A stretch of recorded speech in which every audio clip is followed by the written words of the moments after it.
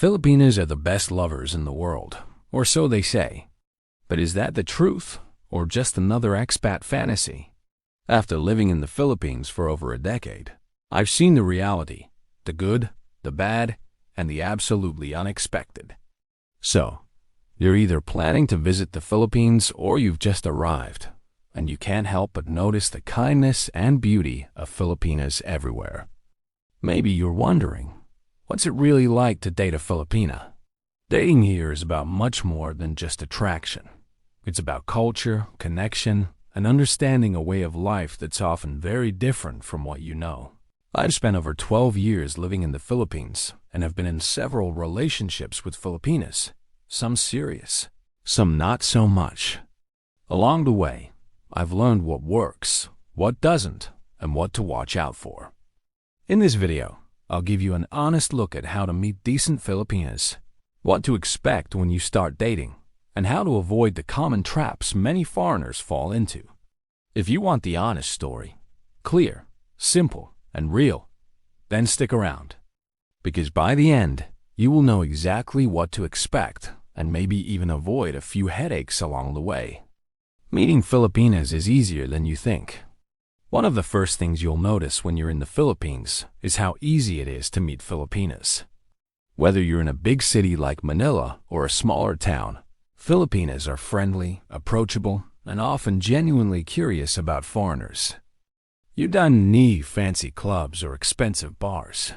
You can meet women in everyday places like malls, cafes, churches, or just walking around your neighborhood. Online dating apps are popular here too, making it even easier to connect. Filipinas tend to be warm and open, which means they often say yes to meeting someone new, especially if you are respectful and genuine. But that doesn't mean every interaction is serious or long-term, so it's good to keep your eyes open and take your time. Speaking of keeping your eyes open, here are a couple of red flags to watch out for. First, ladyboys often try to convince you they're natural-born women. In person, it's usually easy to spot, but online, it can be confusing. If something feels off, just keep searching. There are plenty of genuine women out there. Second, if a girl you just met asks you for a favor, like pass a load, that's Filipino slang for sharing mobile load or airtime, to keep talking to you. That's a major warning sign. If your first conversations start with requests for money or favors, it's a big no unless you're looking for something else entirely. The key is to be yourself, show respect, and be clear about what you want. That way, you're more likely to meet someone who's on the same page as you. What makes a Filipina decent? Now, what does it mean to find a decent Filipina? This can mean different things to different people, but generally, there are a few key values you will see in women who are serious about building a real relationship. Family is everything in Filipino culture. A decent Filipina will usually be very close to her family, respecting parents, siblings, and often playing an active role in caring for them. This family-oriented mindset shapes how they approach relationships and commitment. Loyalty and honesty are also big. Many Filipinas take pride in being faithful and truthful, especially when they feel respected and valued in return. If you treat her with respect, she's likely to give you the same. It's a two-way street. Another important trait is faith. Whether she's Catholic, Protestant, or follows another belief, religion often plays a role in guiding values and lifestyle. This can be a source of strength and stability in a relationship. But how do you spot these qualities early on? Look for consistency in her words and actions, how she talks about her family, and how she treats others around her. Genuine women won't rush into things or ask for favors early on, and they'll respect your time and feelings. Of course, everyone is different, but if you focus on respect, honesty, and family values, you're more likely to find someone decent and serious. Age gaps, why they're common and what it means.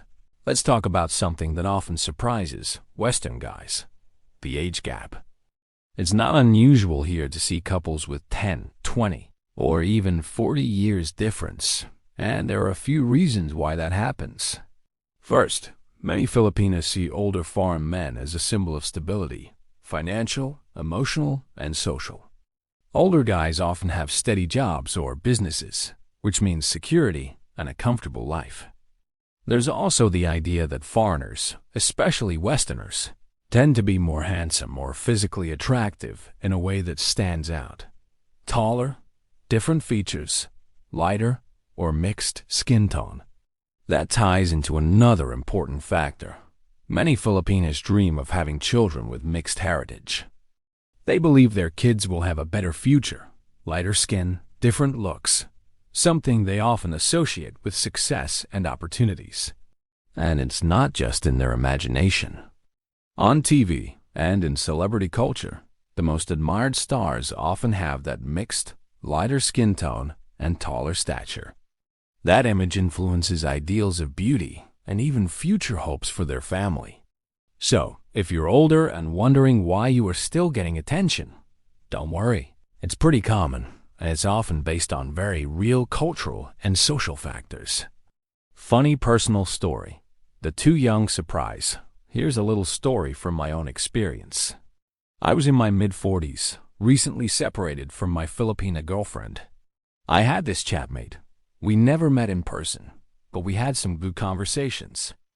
She knew about my breakup, so one day she messaged me, "Oh, so you're single now?" I said, "Yes, indeed."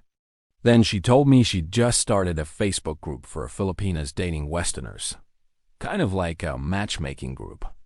She asked if she could post about her friend, me, single, living in the Philippines for a few years, looking for a serious relationship.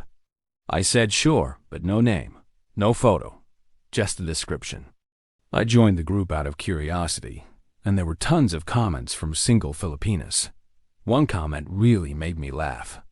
A young Filipina, probably in her mid-20s, asked about my age. My friend replied, mid-40s, and this girl answered, "Oh, too young."